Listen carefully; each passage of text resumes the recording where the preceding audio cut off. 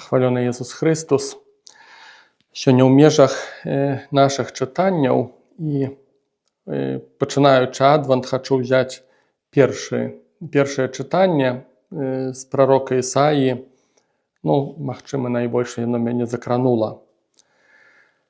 Слова, якое бачыў Ісая, сын Амоса, пра Юдэю і Іерусалім. І станецца ў апошнія дні, што гара дому Пана будзе пастаўлена на вяршыні гораў і ўзвысіцца панад пагоркамі, і пацякуць да яе ўсе плямёны. І пойдуць многія народы і скажуць: «Прыйдзіце і ўзыйдзем на гару Пана, у дом Бога Якубава, і навучыць ён нас сваім шляхам, і мы пойдзем ягонымі сцежкамі. Бо з Сіёну выйдзе закон і слова Пана з Іерусаліма. І будзе ён судзіць плямёны, і асудзіць многія народы, і перакуюць мячы свае на плугі, і дзіды свае на сярпы. Не ўздыме народ на народ мяча, і не будуць больш вучыцца ваяваць. Доме Якуба, прыйдзіце і пойдзем у святле Пана».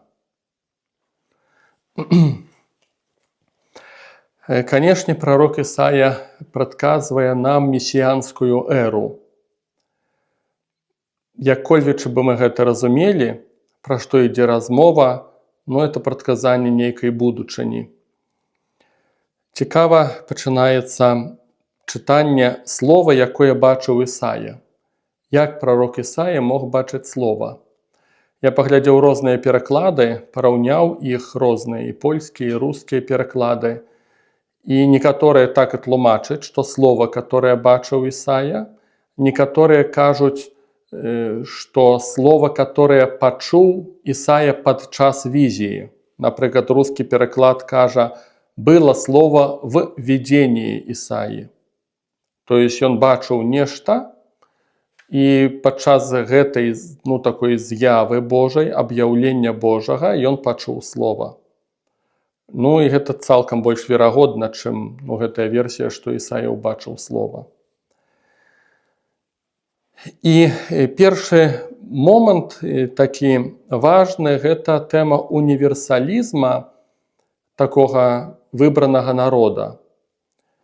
Гара дому Пана будзе пастаўлена над вяршыні гораў і ўзвысіцца панад пагоркамі, і пойдуць да яе ўсе плямёны і народы. Канешне, тэма выбранства ізраільскага народа даволі цікавая тэма, таму што сапраўды дзіву даешся, як такі малы народ у параўнанні да многіх іншых народаў, а ён у эпіцэнтры сусветнай гісторыі і ў прынцыпе ўвесь час. І Ісая прадказвае ролю ізраільскага народа, але я асабіста ніколі не быў і не ёсць прыхільнікам этой ідэі такой нацыянальнай, што ізраільскі народ невядома што. Я, канешне, у гэтым бачу нешта іншае. Это не пытанне проста прыналежнасці крыві, это не пытанне проста, што у цябе папа, хто быў габрэй, ці мама габрэйка. Пытанне ў нечым іншым.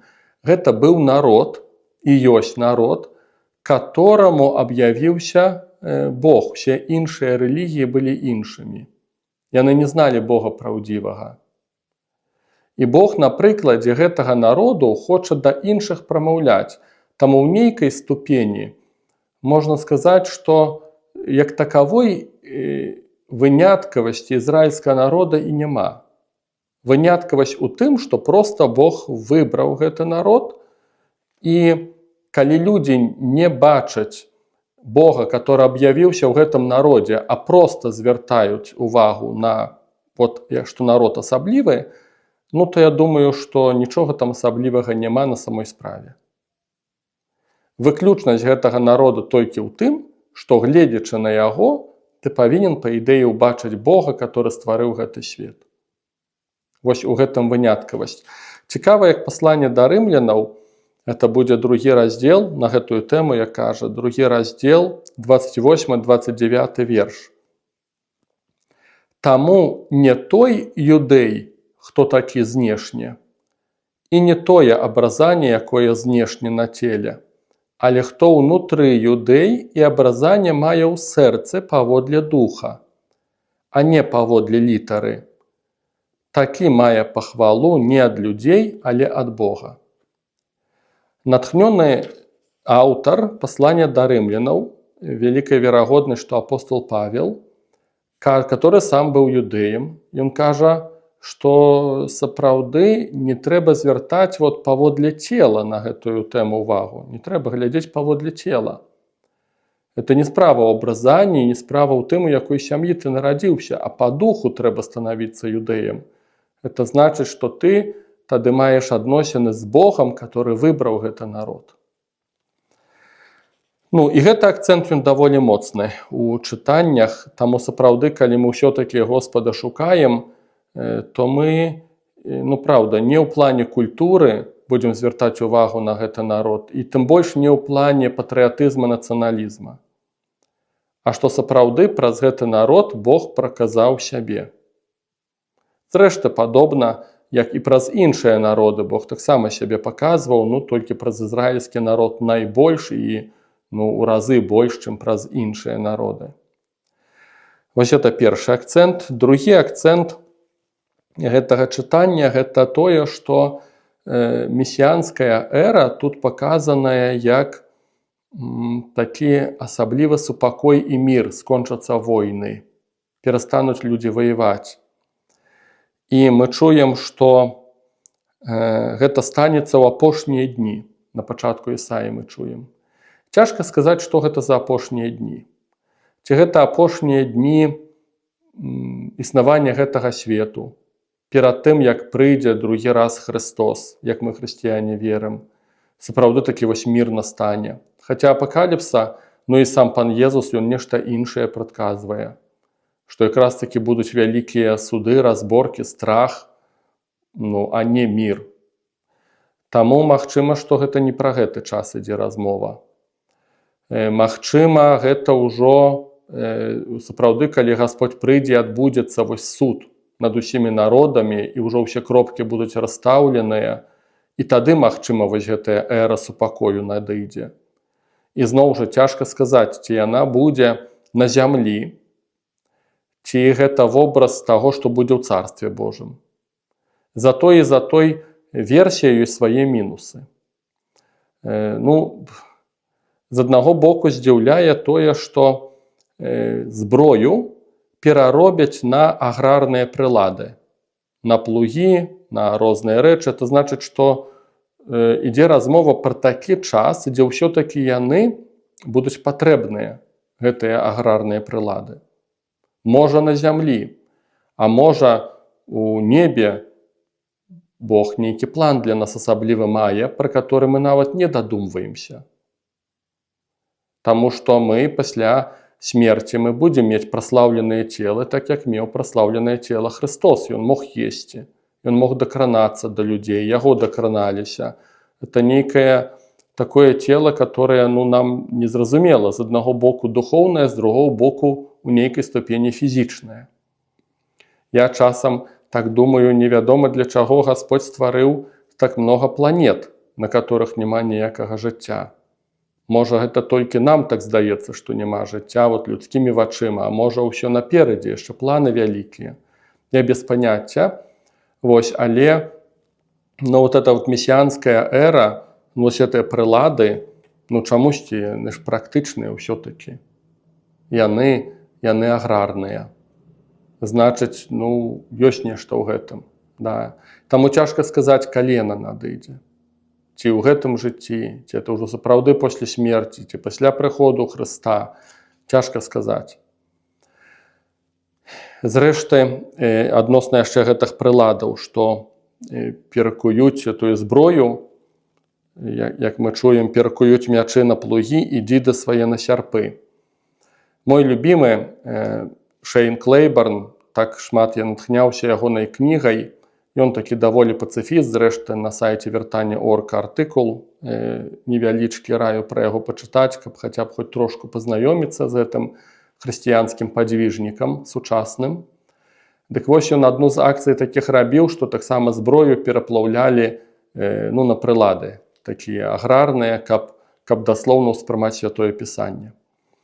Я некалі удзельнічаў у такой малітоўнай сустрэчы, которую праводзіў святой памяці дамініканец Ян Гура у Польшчы.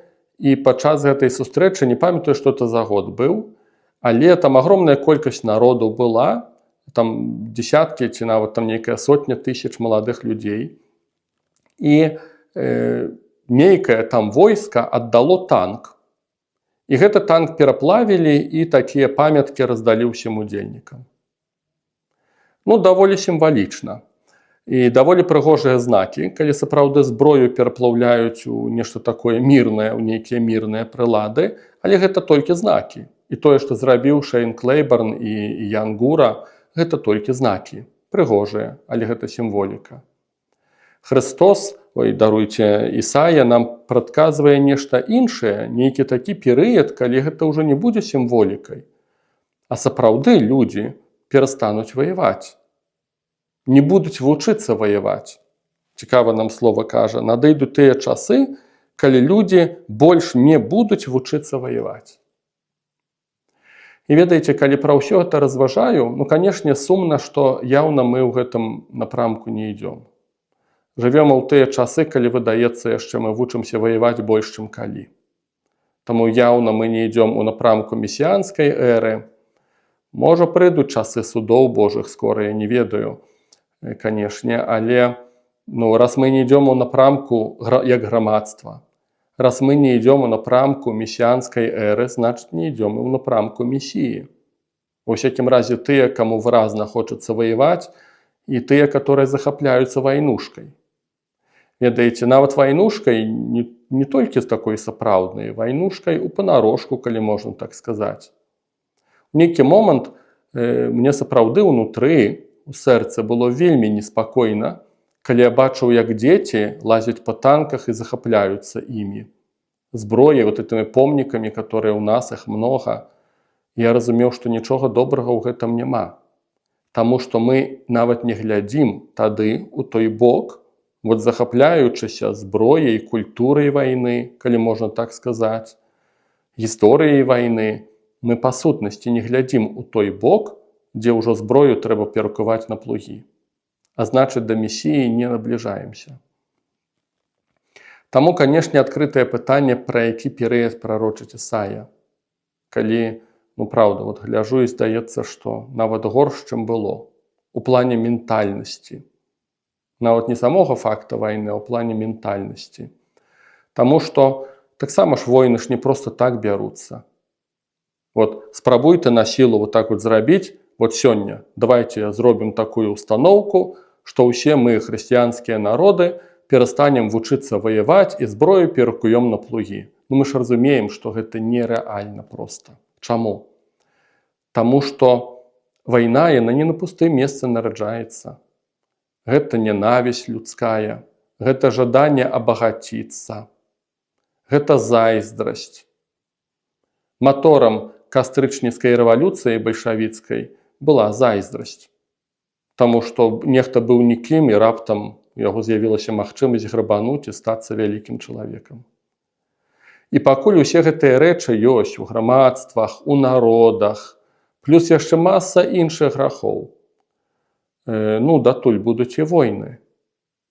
Яна сапраўды, вайна не проста так з'яўляецца. Гэта стан душы чалавечай, грамадства. Таму для мяне, канешне, пытанне вялікае.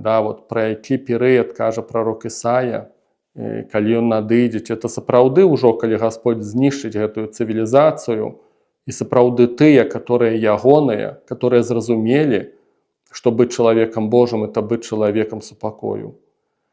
Вось, можа, гэта ўжо пра гэты перыяд ідзе размова, пасля знішчэння гэтага свету. Можа, Гасподь нанава яго адновіць, так як падчас патопу, калі Бог знішчыў праз патоп чалавечую цывілізацыю і ўсё заново пачынае ствараць. Ва ўсякім разе пытанняў шмат, але таксама яшчэ такі момант, канешне, можна сказаць, што культура ізраільская – гэта аграрная культура, у іх не было прамысловасці, не было заводаў, гэта ўсё зразумела. І таму нічога дзіўнага, што гэтыя мячы і дзіды перакуюць на плугі. Нічога дзіўнага, бо ізраільскі народ так жыве.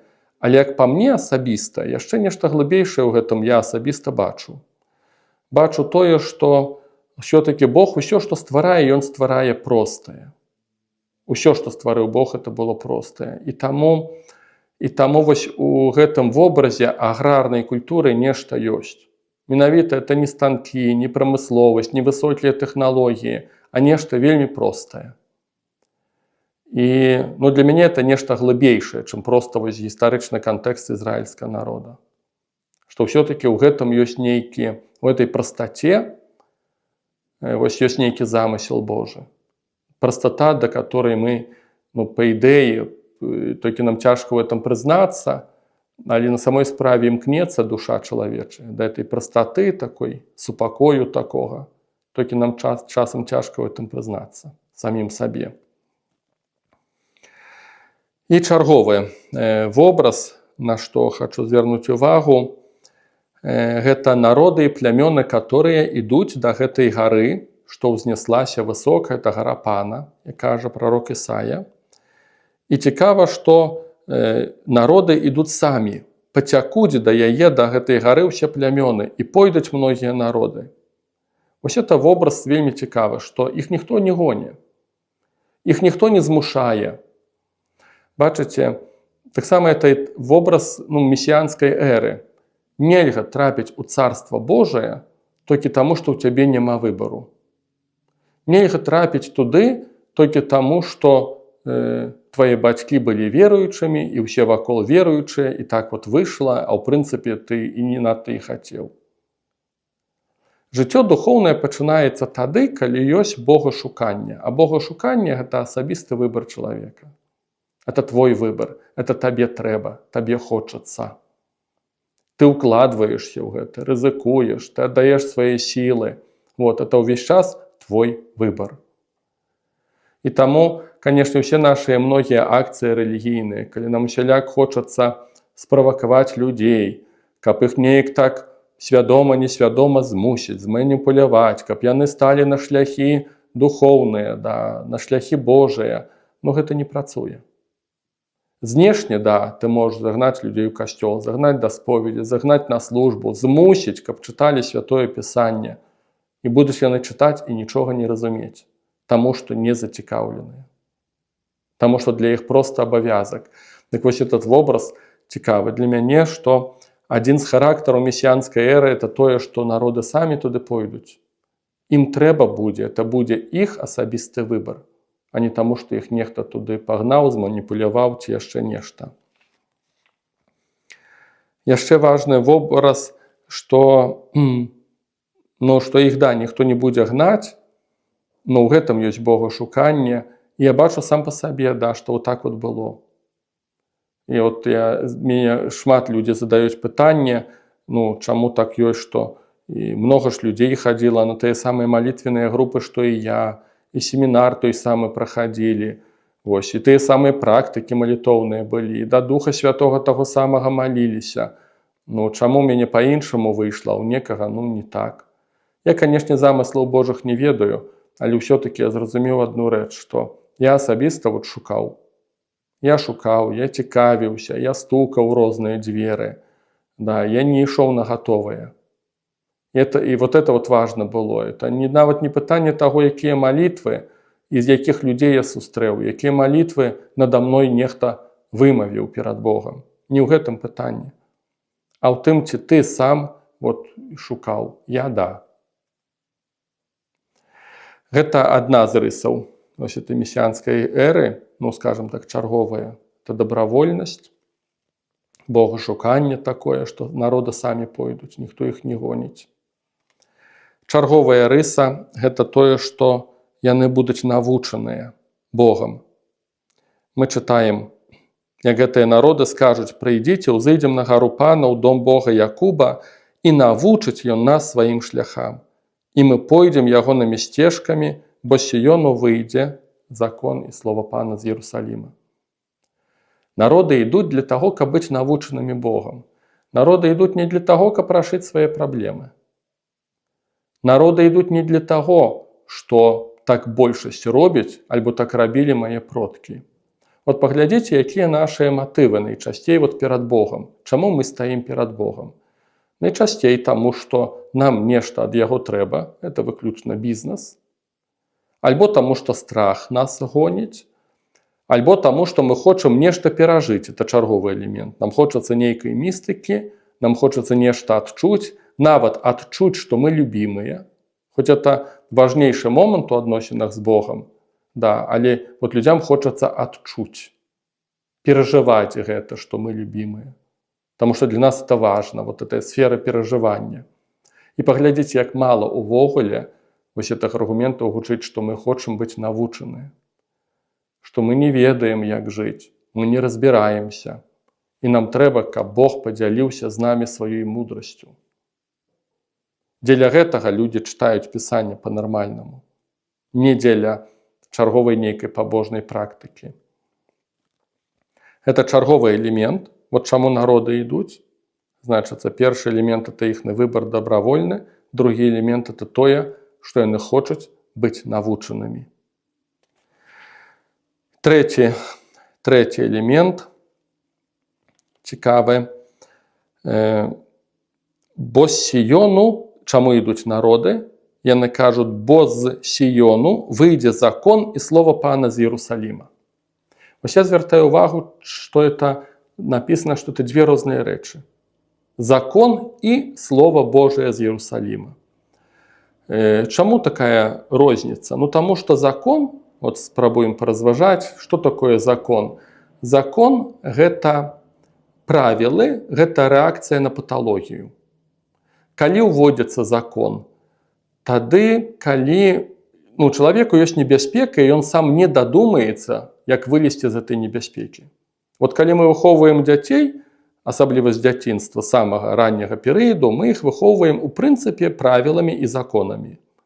Таму што дзеці не разважаюць лагічна, многа чаго не разумеюць, і ты не можаш яму растлумачыць, што не лезь, бо там кіпень, бо там гарача, бо там разетка. Ты проста яму забараняеш, ты ж не тлумачыш яму правілы току, што там ёсць нешта, там хваробаў, там, што можна апаліцца і так далей. Ты яму проста нельга і нельга. І закон, па сутнасці, ён, это нейкі мінімум такі, да, каб нам проста не згібець у нашых грахах і ў гэтым свеце. Вот для чаго закон. І Бог уводзіць закон тады, калі людзі пра свае грахі, яны проста, як ёжык у тумане, яны проста нічога не бачаць, яны не разбіраюцца. І проста, як малым дзецям, трэба сказаць нельга, бо нельга. Але гэтага мала.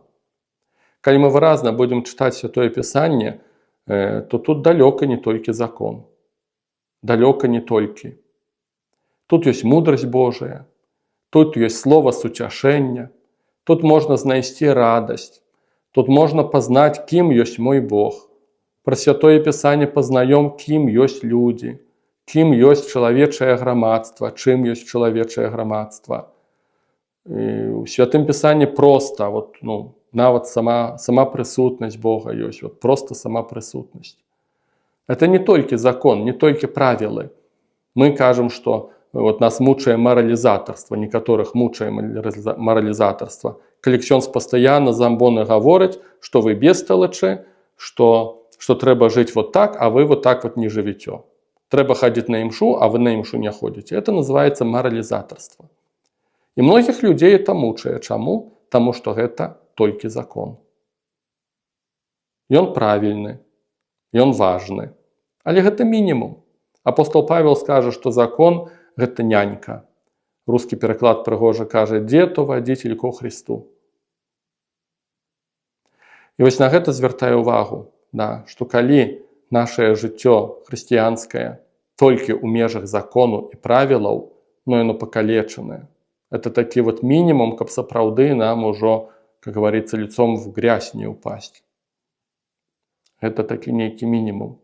І гэтыя народы, што ідуць у эпоху месіянскай эры, яны бачаць, што з гары Пана ад Бога ідзе не толькі закон, але таксама слова. Слово, которое вучыць, которое суцяшае, которое дае нешта больш, чым проста правілы. Ну і, дарагія, карацей, можна прызадумацца, паразважаць над гэтымі пунктамі. Не тое, што там як грамадства, ці збліжаемся мы да месіянскай эры, паразважаць, ці я асабіста іду ў гэтым напрамку. Пахвалёны Езус Хрыстус.